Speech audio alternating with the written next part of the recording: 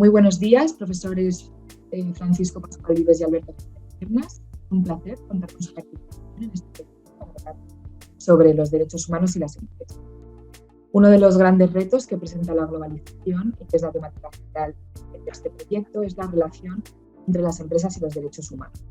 Quisiera empezar por preguntarles, ¿cuál creen ustedes que es el mayor reto que presenta esta relación en la... Buenos días, Sandra. Muchas gracias por la invitación. Respecto a la pregunta que formulas, creo que ha llegado el momento de ir consensuando paulatinamente un acervo normativo que permita establecer, primero, mecanismos de prevención de las violaciones de los derechos humanos y el medio ambiente, de lo que podríamos denominar como las cuestiones socioambientales, y segundo, desarrollar vías efectivas de reclamación y reparación a los particulares, aquellas presuntas víctimas de las violaciones de los derechos humanos o el medio ambiente derivadas de la actividad de las empresas transnacionales. Hace ya unos años que el binomio empresas y derechos humanos está, por decirlo así, en la agenda de trabajo de los estados y las empresas. Y durante este tiempo se han dado pasos en la buena dirección, tanto por los estados, impulsando algunos mecanismos que persiguen poner en valor la sostenibilidad en el marco del derecho internacional público. Por ejemplo, este sería el caso de la obligación de desarrollar una evaluación de impacto ambiental para determinados proyectos de inversión, que, como se ha afirmado por distintos tribunales internacionales, es una obligación internacional de carácter consuetudinaria, como también por las empresas, por ejemplo, adoptando políticas de responsabilidad social corporativa y de sostenibilidad que sirven desde el sector privado para, de alguna forma, aliviar la tensión entre empresas y derechos humanos. En estos momentos, desde el plano jurídico internacional, quizá haya llegado el momento de profundizar en esas iniciativas mediante fórmulas que promuevan la interacción normativa. El derecho internacional público es un sistema jurídico formado por diferentes regímenes normativos, entre ellos el derecho internacional de los derechos humanos, el derecho internacional del medio ambiente, el derecho internacional de las inversiones, y estos regímenes, aunque están dotados de gran autonomía, no funcionan como compartimentos estancos. Hay interacciones entre todos ellos. Por tanto, ha llegado el momento de examinar hasta qué punto pueden darse interacciones entre los distintos sectores normativos ya citados, interacciones que permitan profundizar y enriquecer la relación entre empresas y derechos humanos. Por ejemplo, comienza a observarse cómo en el derecho internacional de las inversiones se recurre, entre otros factores, a un test de idoneidad que tiene en cuenta las cuestiones socioambientales y de sostenibilidad a la hora de ponderar si se ha cumplido o no con lo estipulado en un tratado de protección de inversiones. Las cuestiones socioambientales y de sostenibilidad, además, comienzan a permear poco a poco, es cierto, en el articulado de estos tratados sobre protección de inversiones.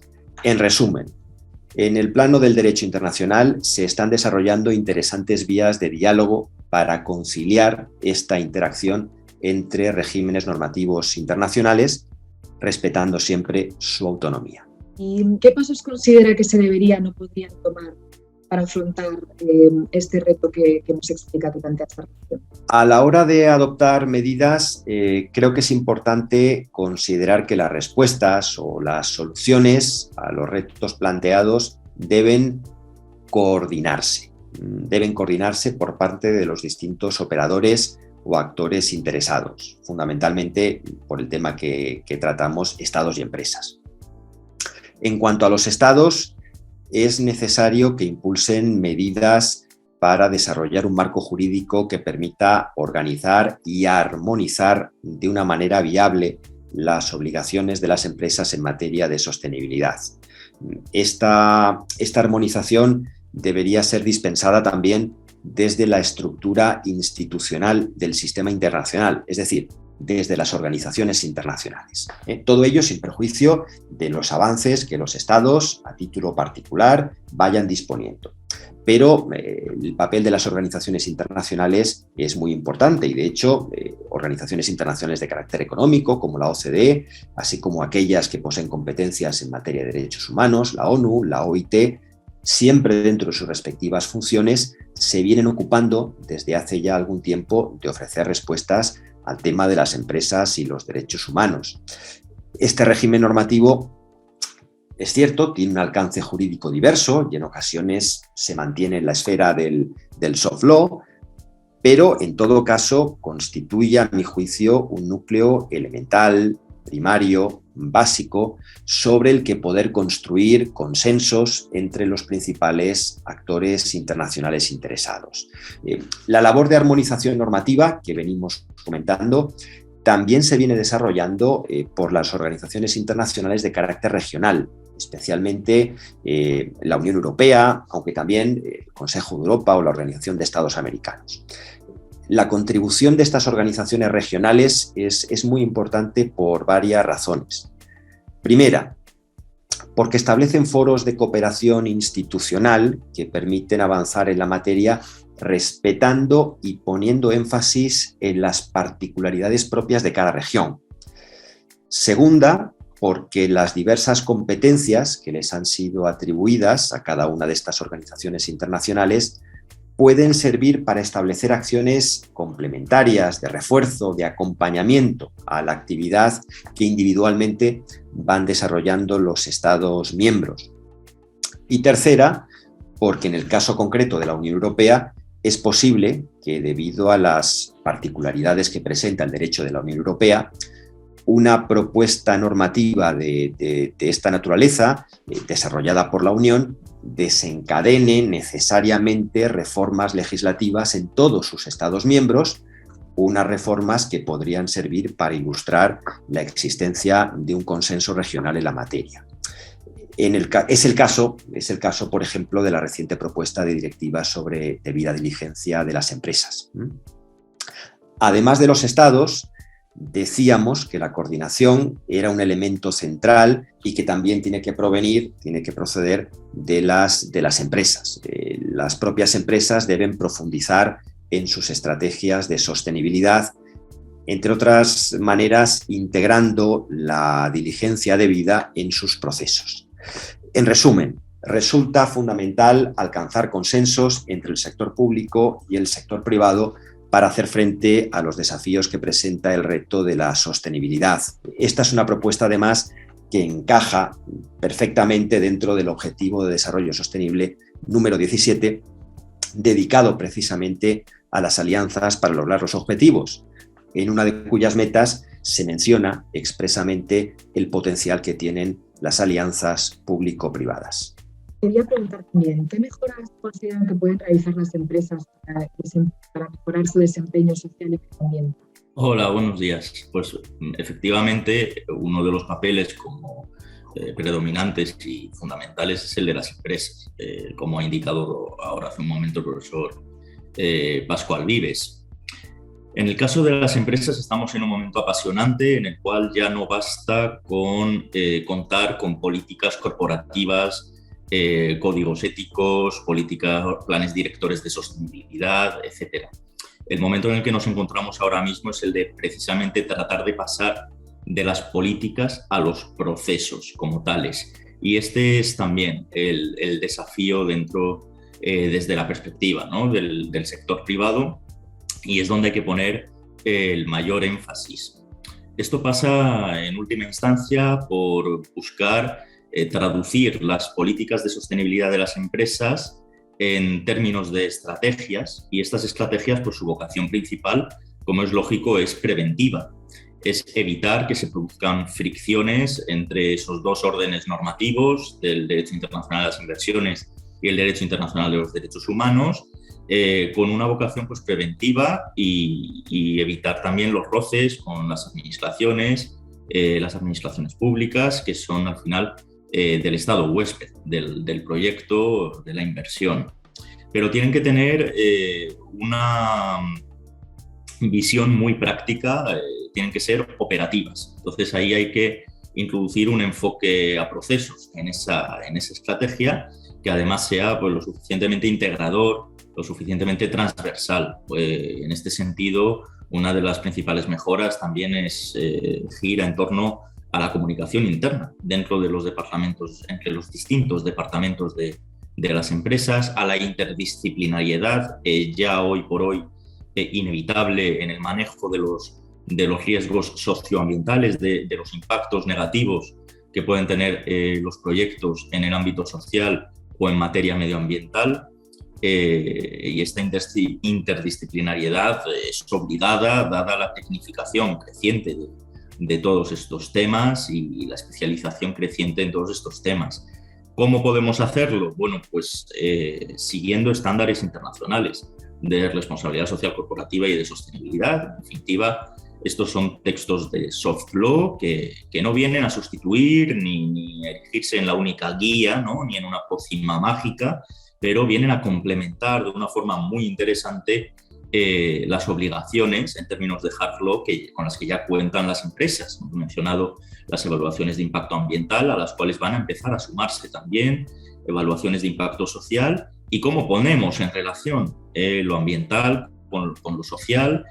Pues al final tenemos que fundamentar estas políticas en estándares técnicos, estándares internacionales de RSC, de responsabilidad social y de sostenibilidad, que proceden de organizaciones muy diversas, y tenemos que aprender también a ponerlos en relación unos con otros, poner en relación los principios rectores sobre empresas y derechos humanos de Naciones Unidas con el reglamento europeo, la directiva europea sobre canales de denuncias, por ejemplo, obligatorios para determinadas empresas, porque un estándar de soft law nos puede dar unos consejos muy interesantes sobre qué criterios tenemos que seguir para gestionar esos canales de denuncias adecuadamente.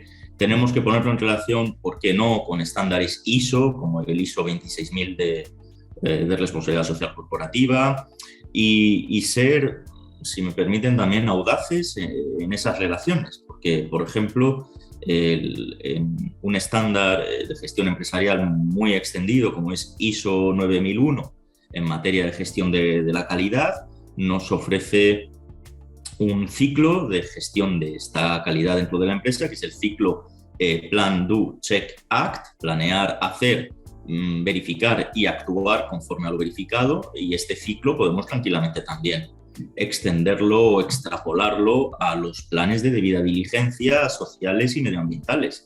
Es decir, innovar, poner en relación los estándares que ya hay un nutrido grupo de estándares de RSC y sostenibilidad, y traducirlos en procesos, en procedimientos, ¿no? Y por último, ¿cómo cree que podemos encontrar el concepto de debida diligencia en la gestión empresarial? Efectivamente, este es un término a aterrizar, efectivamente es un término que se usa mucho en la práctica. Hay que sistematizar en distintas fases la debida diligencia, partiendo un poco de las consideraciones generales que acabo de realizar, de que sea preventiva, operativa, integradora. Hay que organizarlo en fases, y la primerísima fase es comprender en qué contexto nos encontramos. Y comprender el contexto debe ir mucho más allá también, aunque es un punto básico, de comprender el entorno legal, las obligaciones legales que tenemos que cumplir, pero también hay elementos que pueden generar tensiones sociohistóricas. Lo hemos visto con H&M en Sudáfrica, con ejemplos bastante sencillos. Podríamos mencionar muchos ejemplos en los cuales al final otros riesgos no financieros acaban influyendo enormemente en los proyectos, se contagian entre sí. Entonces, en este sentido, pues comprender el contexto es ir más allá de una enumeración descriptiva de las obligaciones legales de la empresa en el territorio en el que esté operando, sino es ponerlo en relación también con el contexto sociohistórico, ponerlo en relación con riesgos geopolíticos externos, hoy también sobre la mesa en primera línea de la agenda política con la crisis de Ucrania, etc. Pero una vez hemos entendido el contexto en el que estamos operando de una forma integral, holística, pues tenemos que hacer un diagnóstico de los impactos que tienen nuestras operaciones, que van a tener o que están teniendo nuestras operaciones en el terreno. Y esos impactos negativos, ¿no?, potenciales impactos negativos, pueden ser directos, porque nosotros mismos en las operaciones los estamos produciendo en el ámbito social o medioambiental, pueden ser también indirectos a través de proveedores. Y aquí la mentalidad también a nivel social ha cambiado y ha evolucionado de una forma muy relevante. Hasta hace no muchos años los impactos directos predominaban las preocupaciones operativas de las empresas y hoy por hoy los impactos indirectos y los efectos reputacionales son también cada vez más importantes, con consecuencias además económicas también muy relevantes para las propias compañías. Y una vez que hemos realizado un buen diagnóstico de impactos directos e indirectos, sus efectos operativos, reputacionales, pues ahí ya sí podemos ponernos manos a la obra a elaborar un procedimiento de debida diligencia que sea capaz de dar respuesta a esos riesgos y que se traduzca en una gestión preventiva y eficaz, ¿no? No tenemos, eso sí, que detenernos en la elaboración de un plan. Tenemos que elaborar igualmente unas directrices de seguimiento que cuenten con unos indicadores con el objetivo de evaluar conforme se están ejecutando los proyectos si el plan de mitigación de impactos y de mitigación de riesgos se está cumpliendo al nivel que deseamos. Entonces, es igualmente imprescindible contar con unos indicadores de seguimiento, KPIs, que también van a tener que ajustarse en la mayor parte de las veces a cada empresa, a cada realidad. Poco va a tener que ver con un proyecto hidroeléctrico, con un proyecto de servicios, etc. No tenemos que tenerle miedo a los planes de debida diligencia en materia de derechos humanos a las empresas. No se van a volver en contra de la empresa. Si tenemos una cadena de toma de decisiones bien diseñada, como si fuera un circuito eléctrico en el que vamos a saber en qué punto ha fallado cada elemento, ¿no? Y también podemos inspirarnos, por ejemplo, ahora voy a traducir esto en la práctica en el Reglamento de Finanzas Sostenibles, que nos pone sobre la pista de la necesidad de compensar, de equilibrar, de poner en la balanza qué impactos positivos estamos teniendo en términos, por ejemplo, de objetivos de desarrollo sostenible, los mencionaba antes el profesor Pascual. Podemos estar teniendo un impacto positivo en términos del objetivo de desarrollo sostenible número 9 sobre infraestructuras y estar al mismo tiempo contribuyendo a lo de S7 como energía limpia y asequible y al agua y al saneamiento, a lo de S6, pero estar teniendo un impacto negativo sobre comunidades indígenas si fuera necesaria una relocalización de población, o estar teniendo un impacto negativo en términos de gobernanza si hubiera dudas en torno a la buena administración de las concesiones y de los proyectos. Bueno, entonces tenemos que contrapesar, balancear qué estamos haciendo bien con qué estamos haciendo mal, pero para darle una respuesta, claro. Muchas gracias por este interesante análisis. Esperemos que se logre alcanzar ese consenso entre el sector público y el privado, que las empresas realmente implementen un proceso de debida diligencia. Ha sido un gran placer entrevistarles y les reiteramos nuestros agradecimientos